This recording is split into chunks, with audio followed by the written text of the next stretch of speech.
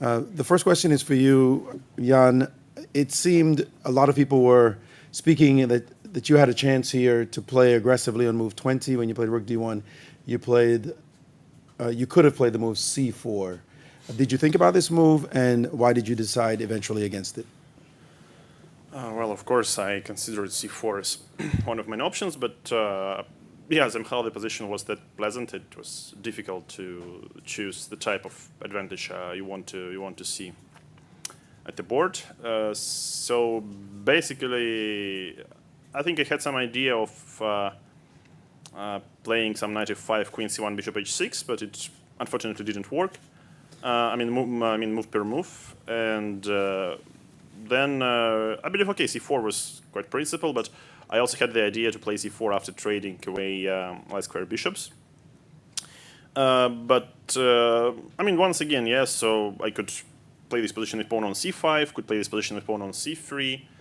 And speaking about the endgame, I thought it's quite unpleasant. Also move per move, but yeah, somehow it turned out that this passive plan exists, like just knight e8, knight f8, and I believe perhaps I could play h4 instead of knight h5, just to fix h4 and h5, without playing g4. It was probably the smarter try, but anyway, black is very solid. But yeah, speaking about c4 move, of course, it was. It deserves attention. Magnus, you must have also seen the move c4. Were you concerned? Yeah. I definitely considered that the main option. I thought everything else was kind of manageable. Obviously, it's always a bit worse, but it feels like my position is not going to get worse. It's only probably going to gradually improve, seeing as I have very few real weaknesses. But yeah, c4 was definitely what was worrying me the most there, and seeing rook d1, I kind of thought that the worst was over. You chose to be the one to deviate first in this game. Why did you choose to do that instead of play the line you did the last time? I thought it's always good to spring the first surprise. Yeah, unfortunately, didn't work out very well for me. I think he chose a very good line, and yeah, I actually kind of knew that it's hard to completely equalize in this line. I thought there's limited material and fairly symmetrical, so I'll figure it out if it comes to that. But yeah, it was a little bit more unpleasant than I'd hoped. Jan, were you pleased to see him deviate with rook b8? No, I wasn't pleased. Let's say, of course, you consider a lot of options for black, because basically more or less all sensible tries after e4 in Marshall are very solid. So okay, rook b8 is one of most solid perhaps, but yeah, black somehow should come up with some precise moves afterwards. But yeah, I guess Magnus didn't manage to make all moves into the right order, so that's why okay, this opportunity of c4, for example, existed. But I mean, once you see Spanish game, you already know not so pleased, yeah. Your general feeling about the result, given the position that you had and the potential opportunities that you had? No, of course I'm disappointed. Magnus, same question? No, it's okay. Obviously, I'm not thrilled with the game where I just had. Yeah, I don't think I'm. Well, unless you count rook a2, rook a1 at the end, I didn't make a single active move. So that's not ideal. Doesn't win you many games, but the result obviously is fine. A lot of comments are coming in about draws. The draws, you've heard this question before. the fifth draw matters in this match overall? Do you care, or it's just another draw with the black pieces? I think there is some magical cutoff point where draws, instead of just being normal, they become a problem, but don't think we've crossed the Rubicon yet. All right. I will open the floor to journalists for your questions. You may go to the microphones to the sides of the room and ask your questions. And there are two microphones, so make your way to those. Yes? Yes, Rune from Chess24 Global Stream. First question to Jan. You seem to be putting on a lot of pressure today. Famously, before the match, you said that maybe Magnus's fire wasn't burning so strongly anymore.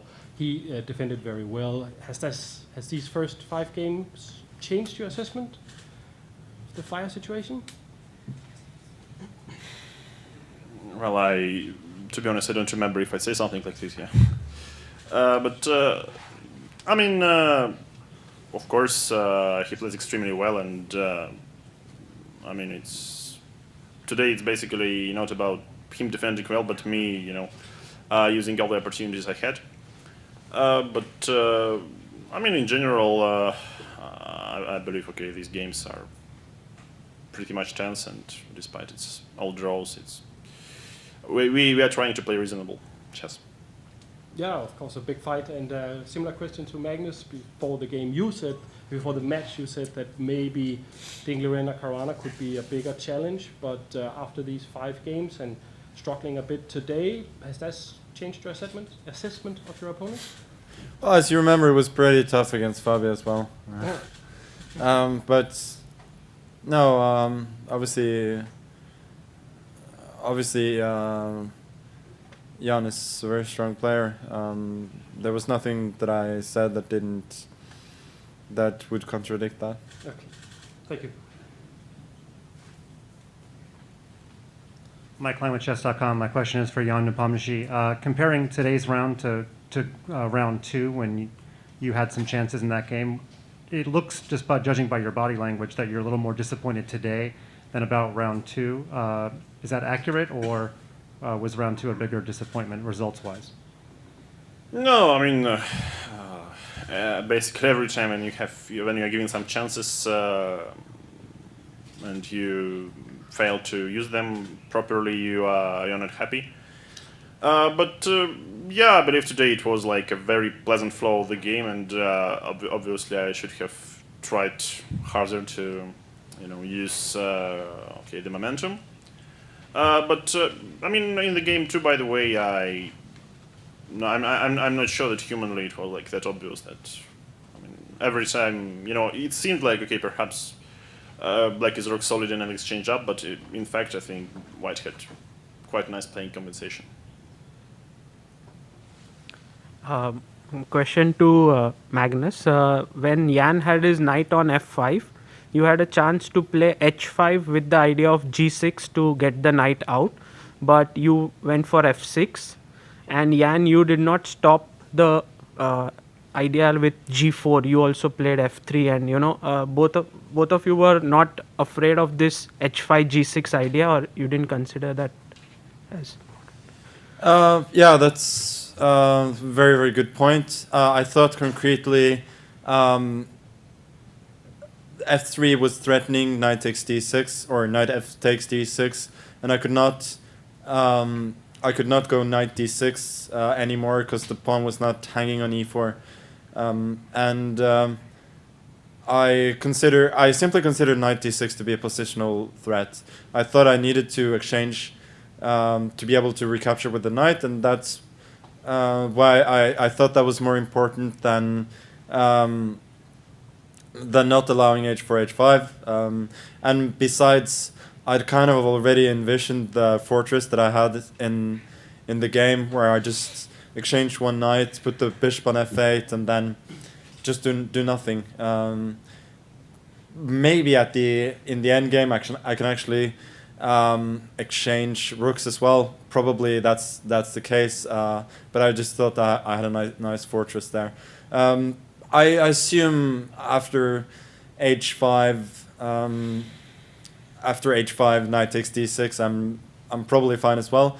But it would pose me different kinds of problems, and I didn't want to give him the chance to sort of change the flow of the game and the character of the position. Your thoughts about h5?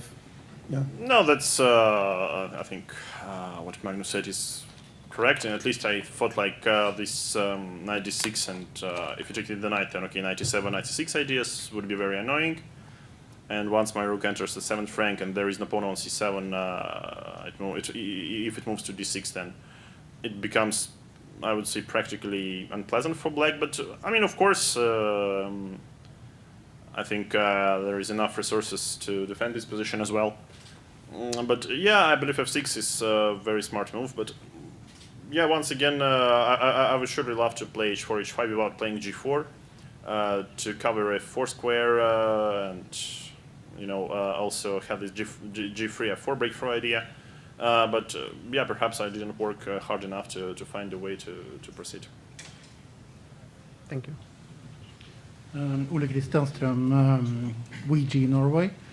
Question for Jan Alexandrovich. A lot of people will say that you have changed your style of play since the candidates or something. Do you agree? What is your view on this? And is that the way of winning a world championship? Well, I basically don't know what to answer because, well, it might seem that, okay, my style has changed a little bit, but in general, I'm, just as previously, I'm trying to play some good moves and, both some problems. So perhaps my opponent, feels some pressure and makes mistakes. And I guess that's it. But in general, I think that's how you try to play chess. Yeah, you try to play well. And I mean, if you play well, then you have some chances for sure.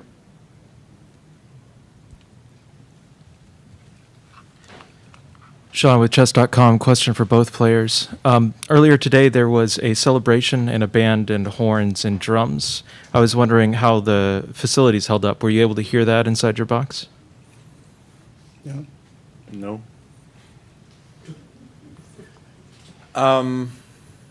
No, I didn't hear anything, and I don't think the celebration was about the game. Wait, it was about your birthday. No, I'm just kidding. But Hi, Jovan Joncic from VST. Magnus, a question for you. It felt like you were trying to set up the fortress that you just talked about, starting with 98. How did it feel going into that kind of a position, knowing that you will be on the defensive until probably the very end of the game? I didn't mind. It was okay. It's perverse kind of taste to like defending these positions, but I do enjoy it from time to time. I had, as you said, I had a clear goal for what I wanted to do, and that was reach the fortress that I had in the game, and in that sense, it was job well done, and that was definitely satisfying. Thanks. Mike Klein with chess.com. Question is for either player. If you ever got in a position where you were unsure about a continuation and your game was done, would you want to know from your team right away what the computer evaluation was, or would your team generally hold off on letting you know? You do have quite a long ride from over the playing area to here. Yeah, well, normally you wanna, of course, you wanna know the truth. Right away? Okay, why not? Yeah, I think it depends on the situation, but in general, you're going to find out anyway, so it's better if somebody from the team lets you know. Hello, Jan and Magnus. Great game today, another draw. Who would have guessed? My name is Andrea, reporting from Botez Live. Magnus, I bet you're really tired of getting a lot of really complicated chess questions, but I've been dying to ask you, how does the knight move? That's a good question. It generally moves like an L, and sometimes in blitz games it can be very unpredictable. Thank you, Magnus. Only you could answer my question. All right, if there are, please. It seems we moved on to human interest, so I'll just ask one final one. Magnus, I think this is the first World Championship where the water's been relatively warm. So if you had to try a water sport in your day off, what would it be?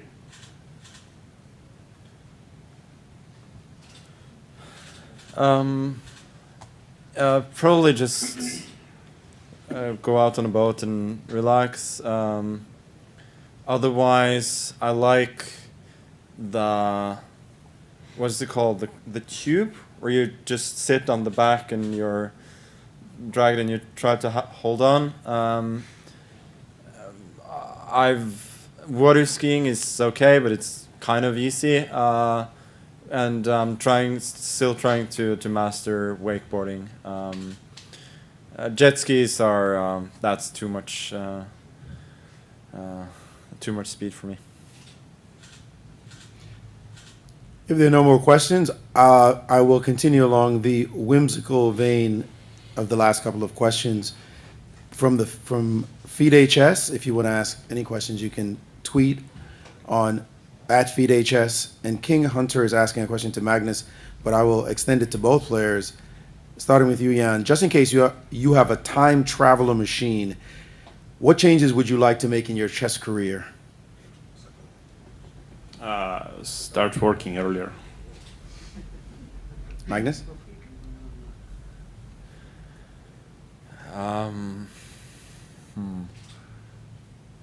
No, there were a couple of, I don't know. I mean, there were a couple of moments that I could have changed, but I've had so much good fortune that I don't think I would have changed anything and risked a butterfly effect. That concludes the press conference. Tomorrow is the 50th anniversary of the United Arab Emirates. It is the Golden Jubilee. It will be a day off. Enjoy the day, everyone. It should be a fantastic festival. And we will resume the day after tomorrow at 16:30 for Game 6. Thank you and have a good night.